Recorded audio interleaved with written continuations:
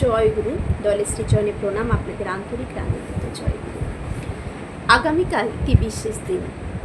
আগামীকাল আমরা কোথায় যাব, কি করব জানি, সবাই জানে। তবুও এই বার্তা যারা অনেকেই রয়েছে না, যে ছড়িয়ে ছিটিয়ে রয়েছে, তারা দিন তারিখটা ঠিক জানেন না, তাদের জন্য এই বার্তা। আগামীকাল 18ই জুলাই, পহেলা শ্রাবণ, শনিবার, পরমারাধ্যা জগৎজননী শ্রী শ্রী পরমার জন্ম মাস শুরু হচ্ছে। তাই আমরা সকল মায়েরা মিলে শুরু হয়ে যাচ্ছে মাতৃ সম্মেলন। বাড়ি বাড়ি মাতৃ সম্মেলন হবে আগামীকাল থেকে। যে যেখানে রয়েছেন তাদের নিকটবর্তী যে মাতৃ সম্মেলনের যে মায়েরা যেখানে যেখানে আয়োজন করে থাকেন, সেই মায়েদের সাথে সবাই যোগাযোগ করুন। যোগাযোগ করে জেনে নিন কবে কোথায় হচ্ছে, আর ছুটে যান সেই মাতৃ সম্মেলনে যোগদান দিতে। আশীর্বাদ লাভ করুন ঠাকুরের এবং আচার্যদেবের।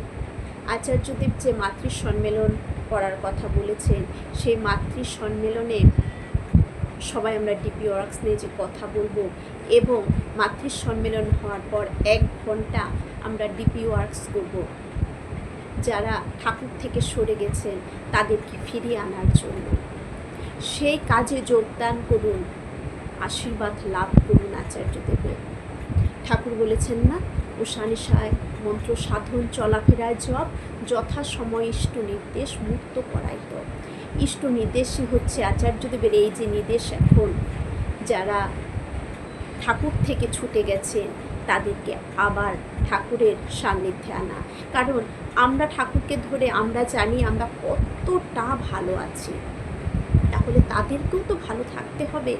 তারা বুঝতে পারছে না, তারা ভাবছে ঠাকুরকে ধরলেই কি লাভ, কিন্তু ঠাকুরকে ধরে আমরা যখন সে অমৃত পেয়েছি, তাদেরকেও সে অমৃতের কিছুটা কণা হলেও তাদেরকে দিতে হবে। তাই তাদেরকেও ফিরিয়ে আনার দায়িত্ব আমাদের। এবং অনেক মায়েরা ভেবে থাকে আমরা গান পারি না, আলোচনা পারি না, শুধু গিয়ে গিয়ে বসে থাকবো। সেটাও না। আচার্যদেব কোরাস গানের কথা বলেছেন, সমবেতভাবে গানের কথা বলেছেন। আমরা যারা সবাই মিলে একসাথে গান গাইব, সেখানে আপনিও যোগদান করতে পারবেন। সুর তালে তালে সবার সাথে সাথে করতে করতে সুরটাও অনেকটা চলে আসবে। এরকম আমরা যে এখানে মাতৃ সম্মেলন করি, সুরের বালাই নেই তাদের গলায়, কিন্তু আমরা 2 বছর ধরে যখন এই সমবেত গানের মধ্যে তাদেরকেও যোগদান করাচ্ছি, তারাও কিন্তু আজ চেষ্টাটাই সব, চেষ্টা করলে সব হয়। তারাও অনেকটা শিখে গেছে। তারা নিজেরাই বলে যে ভাবেনি কখনো গান গাইব ঠাকুরের সামনে, কিন্তু তারা গান গাইছে। প্রত্যেকটা মাতৃ সম্মেলন তো গান গাইছে। এমনকি তারা যে 14ই শ্রাবণ যে বড়মার উৎসব হচ্ছে, জন্ম আবির্ভাব দিবসের দিন, বা বিভিন্ন সৎসঙ্গ বলুন, ঠাকুরের জন্মতিথি জন্মদিবসের যে অনুষ্ঠানগুলো হচ্ছে, মন্দিরে গিয়ে যে হচ্ছে, সেখানে যখন আমরা সবাই মিলে গান গাইছি, তারাও সাথে যোগদান করছে, যেটা তারা কখনো কল্পনাও করতে পারেননি, তারা কখনো ভাবতেও পারেননি। তাই পিছিয়ে থাকবেন না। সবাই সবার নিকটবর্তী সকল মায়েদের সাথে যোগাযোগ করে ছুটে যান আগামীকাল থেকেই মাতৃ সম্মেলনে যোগদান দিতে। দেখুন না কত আনন্দ, সব মায়েরা একসাথে মিলে সবাই মিলে ছবি তুলছে, আনন্দ করছে, ভিডিও করছে। এই আনন্দের স্বাদই আলাদা। সবাই মিলে ঠাকুরের কথা বলছে, নানান বাড়িতে যাওয়া হচ্ছে, জয়গুরু দেওয়া হচ্ছে। এর মধ্য দিয়ে মানসিক, শারীরিক, আধ্যাত্মিক এই 3 দিকটাই, সামাজিক এই 4 দিকটাই পরিপূর্ণ হয়ে উঠছে, আর তাতে আপনি হয়ে উঠবেন সুস্থ সবল।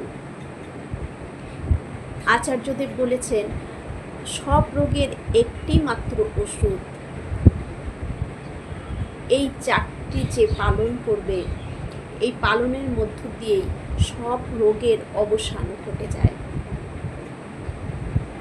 যে হাঁটতে পারেন না, সেও যদি এতে যোগদান করে, সেও দেখা যাবে এই 1 মাসে সুস্থ হয়ে উঠেছে। যার হাই প্রেশার সেও সুস্থ হয়ে যাবে। মানে সব রোগের ওই একটি ওষুধই হচ্ছে ডিপি ওয়ার্কস করা, যেটা এই মাতৃ সম্মেলনের সাথে সাথে আমরা সকল মায়েরা কিন্তু এই মাসে অনবরত করে যাবে, কেউ বাদ দেবে না। তাই আপনারাও এই সুযোগ হাতছাড়া করবেন না, সবাই ছুটে যান মাতৃ সম্মেলনে, ডিপি ওয়ার্কসে। জয় মা।